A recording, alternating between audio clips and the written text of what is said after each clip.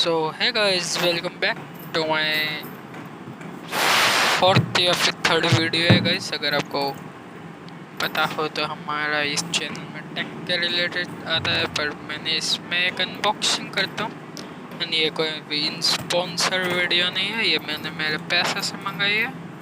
और गाइस चलो इसे ओपन करते हैं एंड इस डायरी को निकालते हैं। अगर आपको पता चला हो तो अच्छी बात है, नहीं चला तो आप अभी भी कमेंट कर सकते हो, वो आपकी मर्जी है। एंड चलो गाइस, इसको सबसे पहले निकालते हैं हमारी पॉकेट डायरी को। सो गाइस, हमने हमारी पॉकेट डायरी निकाल लिया है, जो कि दिखने में काफ़ी अच्छा लग रहा है। एंड इसकी बिल्ड क्वालिटी देखते हैं, अच्छा लग रहा है गाइस। चलो लेट्स ओपन इट। इस पॉलीथीन को हटाते हैं, पॉलीथीन या फिर जो भी आप समझो इसे।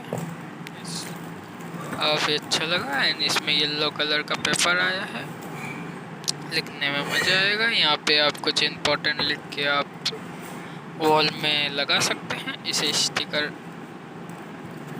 एंड गाइस, यहाँ पे हमको मिलता है एक 5 स्टार देने के लिए, वो भी अमेजोन में।